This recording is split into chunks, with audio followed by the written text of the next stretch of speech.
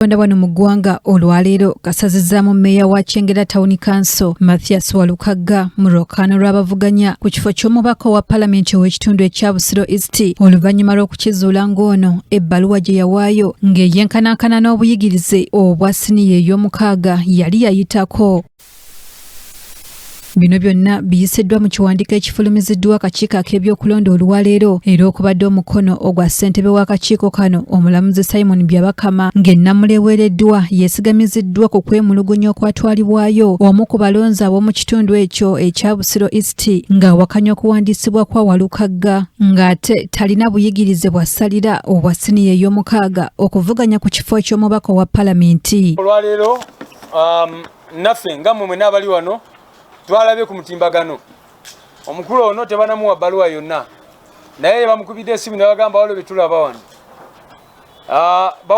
ne tulaba ku mutimbagano nti kandidate waffe owa constituency ya Busiro East bamugye mu lwokaano. Amawulire gano ag'okuwanduukulula Walukagga olugudde abakulembeze ba NUP mu matu babuuse ensuwa era ne bayitirawo olukuŋŋaana lw'abannamawulire ku kitebe ky'ekibiina ekisangibwa e Makerere Kavule. Ssaabawandiisi w'ekibiina ekya NUP David Lewis Lubongoya asookedde mu kulaga butali bumativu n'akakiiko ak'ebyokulonda olw'okuwanduukulula bannakibiina kino ng'agamba nti kati ono awezezza omuwendo gw'abantu bana ku nsonga ez'enjawulo. Baffe bana baakagibwa mu lwokaano mu ngeri emenya amateeka mu ngeri ey'ekimpatiira. Wano tulina omukyala gwe bayita Mase Abed Chan Rebecca gwe bajja mu lwokaano mu disitulikiti y'Enebbi ne bagenda mu maaso ne bajja mu lwokaano muganda waffe gwe bayita Ongelek Charles Ebukedeya mu constituency gye bayita Kacumbala era naye ne bagamba nti kandidate wa NRM yayita nga tavuganyizibwa Uganda. Ne bagenda mu maaso kati olunaku olwaleero ne bajjamu Honorable Mathias Walukagga mu lwokaano. Babadde bawa ensonga ez'enjawulo naye nga bw'ozitunulira zonna tezigoberedde mateeka. Lubongoya alaze obutali bumativu n'akakiiko ak'ebyokulonda okusazaamu Walukagga ng'agamba nti buno buvunaanyizibwa ssibwako. Kituufu National Council yagiissuwinga oba nedda? Naye National Council bw'evaayo negamba nti eno certificate fe abagiissuwinga. Kaakati akakiiko k'ebyokulonda kaba tekakyayina buyinza okugamba nti eno certificate tesobola kuyimirira.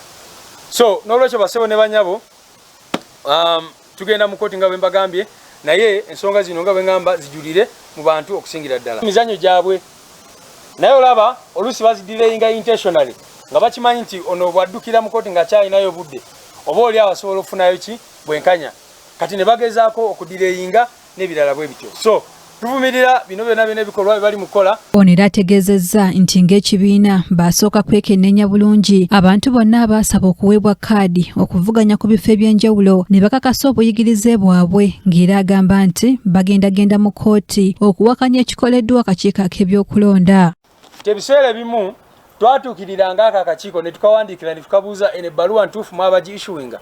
Era akakiiko ako aka National Council for Education ne kakakasa bulungi tene ebbaluwa be bagi-issuinga ng'eraga nti omukulu Walukagga ayina empapula ezenkana n'eza senior 6. Juzi bwe baavaayo ne bateekayo okwemulugunya nga kye beekwasa nti eno mature age certificate yali expirinze. University yawandiika ebbaluwa n'egiwandiikira Byabakama n'egiwandiikira akakiiko k'ebyokulonda yino wano bagimuwandiikira bulungi nnyo nga naku 11 eza mwezi gwa Novemba guno mwaka nga bamaze okutwala complaint.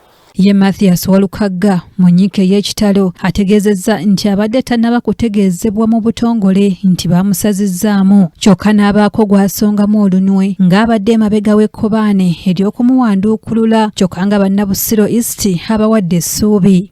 Eyakola amagye mu 82 nange eyakoze mu 223 nga nkoledde n'amasomero ge nkoleddemu weegali. Nayogera n'omu ku ba lawyers ba Electoral Commission gwe sigenda kwogera linnya naye nga mukwano gwange n'agamba yantwala mu kasenge n'agamba nti kkiriza obaganda. Omu gw'ovuganya naye gwe bayita Honorable Segona yaleese ssente wano nnyingi nnyo buli muntu yamuwadde ssente. So ate ng'era eyo statement justifyinga omusango gwabwe nti eyampaabira gwe bayita Kalimiro ye manager wa Honorable Segona. Kyambadde Shadrack Joshua yakusakidde eggulire lino ku KTV amalindirire.